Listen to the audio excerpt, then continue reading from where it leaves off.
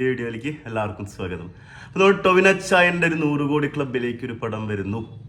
ഏഴാമതൊരു പടം ഇപ്പോൾ ഏകദേശം 100 കോടി ക്ലബ്ബ് ടച്ച് ചെയ്യാൻ ഒരുങ്ങിയിരിക്കുകയാണ്. നമ്മുടെ സ്വന്തം ചായൻ പക്ഷെ വളരെ സ്ട്രഗിൾ ചെയ്ത് മലയാള സിനിമയുടെ നടന്മാരിൽ സൂപ്പർ സ്റ്റാറുകൾ അടുത്തെത്തി നിൽക്കുന്ന രീതിയിലുള്ളൊരു വളർച്ച നമ്മുടെ ഇൻഡസ്ട്രിയിൽ കൊണ്ടുവന്നൊരു നടനാണ്. വെച്ച് കഴിഞ്ഞാൽ ഇന്ന് ഒരു ടൊവിനോ പടത്തിന് ആളുകൾ ആ രീതിയിൽ എക്സ്പെക്ടേഷൻ കൊടുത്ത് കയറി തുടങ്ങി. 2009 തോന്നുന്ന ആള് പ്രഭുവിന്റെ മക്കൾ എന്നൊരു പടത്തിൽ ചെയ്യുന്നത്. അവിടെ നിന്ന് അങ്ങോട്ട് നേയാറാൻ വരെ എത്തി നിൽക്കുന്ന സമയത്ത് ഒരുപാട് ക്യാരക്ടേഴ്സ്, ഡിഫറെൻ്റ് ആയിട്ടുള്ള ഒരുപാട് ക്യാരക്ടേഴ്സ് ചെയ്ത് മലയാളികളുടെ ഇടയിൽ ഒരു തൻ്റേതായ ഒരു സ്ഥാനം അവിടെ ഉറപ്പിച്ച് കഴിഞ്ഞിരിക്കുകയാണ്. നമുക്കറിയാം, ഈ ആ താരനിരയിൽ പിടിച്ചു കഴിഞ്ഞ് ഫഹദ് ഫാസിൽ, അതുപോലെ തന്നെ DQ, ഹസീഫ് അലി, ഇവരൊക്കെ ഒരു ക്യാരക്ടറിലൊക്കെ ഇവരൊക്കെ അതിൻ്റെ വളർച്ച നമുക്കറിയാം. പിന്നെന്ന് വെച്ച് കഴിഞ്ഞാൽ ഫഫയും അവർക്ക് തന്നെ ദുൽഖർ എന്നൊക്കെ പറഞ്ഞൊരു ഫിലിം ബേസും തുടങ്ങിയതാണ്. ഹസീഫ് അതുപോലെ ടൊവിനോ എന്നൊക്കെ പറഞ്ഞൊരു ഫിലിം മേഖലയായിട്ട് യാതൊരു ബന്ധമില്ലാണ്ട് സ്വന്തം കഴിവ് കൊണ്ട് പണിയെടുത്ത് വന്ന് ഡെവലപ്പ് ചെയ്തിട്ട് അത്രയും സ്ട്രഗിൾ ചെയ്ത് വന്നുള്ള ആളുകളാണ്. മറ്റൊരു കഴിവ് ഉണ്ടായിട്ട് എന്ത് ഫാമിലി ഉണ്ടെങ്കിൽ തന്നെ സ്വന്തം പ്രയത്നം കൊണ്ട് വളർന്നു വന്ന ആൾക്കാരാണ്. പ്രത്യേകിച്ച് ഫഹദ് ഫാസിലൊക്കെ DQ ആയാലും ശരി, അവരുടെ കഴിവ് ഉണ്ട്, അതല്ല ഞാൻ പറയുന്നത്. ഒരു ബേസ് പോലും ഇല്ലാതെ വന്ന ആളുകളാണ്. അപ്പോൾ അതുകൊണ്ട് ആദ്യത്തെ പടമൊക്കെ ഇറങ്ങും വലിയ പ്രൊമോഷൻസ് ഒന്നും ഉണ്ടാവില്ല. ഇപ്പോൾ DQവിൻ്റെ പടം ഇറങ്ങുന്ന സമയത്ത് നമുക്കറിയാം, ആദ്യത്തെ പടം ഇറങ്ങുന്ന സമയത്ത്, പ്രണവിൻ്റെ പടം ഇറങ്ങുന്ന സമയത്ത് നമുക്കറിയാം, ഫഹദ് ഫാസിലിൻ്റെ അതിൽ ആദ്യത്തെ പടം അത്യാവശ്യം ഫാസിലിൻ്റെ മകനുള്ള ഒരു പ്രൊമോഷനൊക്കെ ഉണ്ടായിരുന്നു ഫാസിൽ. അപ്പം അങ്ങനെയൊന്നും ഒരു ബേസില്ലാണ്ട് വന്നിന്ന് മലയാള സിനിമയിൽ തൻ്റെതായ സ്ഥാനം കൊണ്ടുവന്നൊരു നടനാണ്. എനിക്ക് പ്രഭുവിൻ്റെ മക്കൾ എന്നൊരു പടം ഞാൻ കൈരളിയിൽ നിന്ന് കണ്ടുള്ള പടം എനിക്ക് ഇപ്പോഴും ഓർമ്മയുണ്ട്. അത് കൊല്ലം 2012 കേട്ടോ, 2009 അല്ല.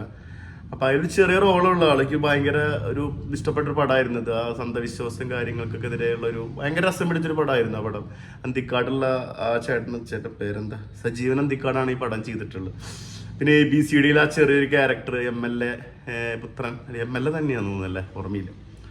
7th ഡേയില് കൂതറയിലെ ക്യാരക്ടർ തരുൺ എന്നിൻ്റെ മൊയ്തിലെ കാമുകന്റെ ക്യാരക്ടർ. അതുപോലെ തന്നെ ഗപ്പി എന്നൊരു പടത്തിലാണ് ശരിക്കും ടൊവിനോ എന്നൊരു ആളുടെ പെർഫോമൻസ് കുറച്ചും കൂടി ചെയ്യാൻ ഒരു ഏരിയ കിട്ടി. ആൾ ചെയ്തൊരു ക്യാരക്ടർ എനിക്ക് ഭയങ്കര ഇഷ്ടപ്പെട്ട ക്യാരക്ടർ. ഗപ്പി എപ്പോഴും വന്നാലും ഞാൻ ഇരുന്ന് കാണുന്ന ഒരാളാണ്. എനിക്ക് പടം തിയേറ്ററിൽ പരാജയമായിട്ട് പിന്നെ കയറി വന്നൊരു പടം ഇപ്പം ട്രെൻഡിങ് ആണ്. ആ പടമൊക്കെ അപ്പം അത്യാവശ്യം ഗപ്പി വന്ന് കാണാൻ ആളുകളുണ്ട് എന്നുള്ള രീതിയിലേക്ക് ആ പടം മാറി. ലെസ്ര മെക്സിക്കൻ അപാരതന്റെ പടത്തിലാണ് ശരിക്ക് യൂത്തിന്റെ ഇടയിലൊക്കെ ആൾക്കൊരു വളർച്ച കയറി വന്നു. ആ പടം ഞാൻ ഇപ്പോൾ ആഘോഷമായിട്ട് കണ്ട പടമാണ്. ഞങ്ങളൊക്കെ ടീമായിട്ട് പോയിട്ട് ഭയങ്കര ആവേശമായിട്ട് കണ്ട പടമാണ് മെക്സിക്കൻ അപാരത. ഗോതയിലെ ക്യാരക്ടർ, ആ ബീഫിന്റെ സീനൊക്കെ, അതുപോലെ തന്നെ മായാനദിയിൽ കിഡ് അഭിനയമായിരുന്നു. അവിടെ നിന്ന് ആൾ കരിയറിൽ മാറ്റങ്ങൾ കൊണ്ടുവന്നതാണ് കേട്ടോ. മറഡോണ തീവണ്ടിയിലെ ക്യാരക്ടർ, അതുപോലെ തന്നെ മാരി 2 അഭിനയിച്ച് ആള് സൗത്ത് ഇന്ത്യയിലെ ആളുടെ സാന്നിധ്യം തെളിച്ച് അതിനെ കുറിച്ച് അപ്രിസിയേഷൻ ഒരുപാട് കിട്ടിയിരുന്നു. ഉയരെ, ലൂസിഫർ, വൈറസ്, ഈ 3 പടങ്ങളൊക്കെ ആളുടെ കരിയറിൽ അടുത്ത സ്റ്റെപ്പിലേക്ക് വഴിതെളിച്ച പടങ്ങളാണ്. ലൂക്ക, ഫോറൻസിക് വന്നിട്ടായിരുന്നു നമുക്ക് ഇത് വന്നത്, കൊറോണ വന്നത്. അതിനുശേഷം വന്ന കുറിപ്പ്, എല്ലാ ക്യാരക്ടർ, ചെറിയ ക്യാരക്ടറായാലും കളയിലെ ക്യാരക്ടർ, നമ്മുടെ സ്വന്തം മലയാളത്തിൻ്റെ സൂപ്പർ ഹീറോ മിന്നൽ മുരളിയായിട്ട് വന്നിട്ട് നമ്മളൊക്കെ അതിശയിപ്പിച്ച്. പിന്നെ നാരദൻ, ഡിയർ ഫ്രണ്ട്, വാശിയിൽ വക്കീൽ ക്യാരക്ടർ, തല്ലുമാല വീണ്ടും ട്രെൻഡ് ആയിരുന്നു മലയാള സിനിമയിൽ. 2018 വീണ്ടും 2018 എന്ന പടം കഴിഞ്ഞ് ഇവിടെ ഒരു മലയാളത്തിൻ്റെ ഒരു ഭാഗമായി മാറിക്കഴിഞ്ഞിരുന്നു. പിന്നെ അന്വേഷിപ്പിൻ കൊണ്ടെത്തു നല്ല മൂവിയായിരുന്നു. അത് ബോക്സ് ഓഫീസ് അത്ര കളക്ട് ചെയ്തില്ലെങ്കിൽ കിഡ് മൂവിയായിരുന്നു. നടികർ തിലക എന്ന മൂവി എനിക്ക് പേഴ്സണലി ഇഷ്ടപ്പെട്ടതാണ്. അത് ARMൽ എത്തി നിൽക്കുന്നു. ഇത് മെയിൻ കുറച്ച് പടങ്ങൾ എടുത്ത് പറഞ്ഞിട്ടുള്ളൂ. അപ്പോൾ അതിൽ ARMലെ ക്യാരക്ടർ നമുക്കറിയാം.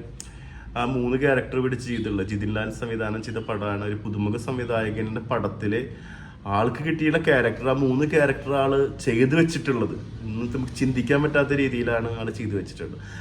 മലയാള സിനിമയിൽ ഇത്ര ഹാർഡ് വർക്ക് ചെയ്ത് വന്നൊരു നടന്മാരെ പേരെടുത്ത് പറയുമ്പോൾ ഒരു എഴുതി വെക്കേണ്ട പേര് തന്നെയാണ് ടൊവിനോ തോമസ്. ടൊവിനോ എന്ന് പറഞ്ഞ തൃശ്ശൂർക്കാരൻ അർപ്പണ മനോഭാവത്തിൻ്റെ ഒരു ഇതാണ്. ആൾ ഒരു രീതികൾ ചെയ്യുമ്പോഴും പല പ്രശ്നങ്ങൾ ഇടപെടുന്ന രീതി, ആൾ ഇന്റർവ്യൂ അറ്റൻഡ് ചെയ്യുമ്പോൾ രീതിയൊക്കെ ശരിക്ക് ഭയങ്കര ശ്രദ്ധിച്ചിട്ടുണ്ട്. ആൾ ഭയങ്കര ഈ 3 ആളുകളുണ്ട്. അതിൽ പൃഥ്വിരാജിന്റെ ഒരു കഴിവ് കിട്ടിയിട്ടുള്ള ആളുകൾ തന്നെ പറയും. പൃഥ്വിരാജിനെ ഫോളോ ചെയ്യുന്ന ആളുകൾ പോലെ എനിക്ക് തോന്നിയില്ല. ഇവരൊക്കെ ഇന്റർവ്യൂ ഒക്കെ അറ്റൻഡ് ചെയ്യുന്ന സമയത്തൊക്കെ ഭയങ്കര കാമയും കോയിറ്റിൽ ഡീൽ ചെയ്യുന്നതൊക്കെ.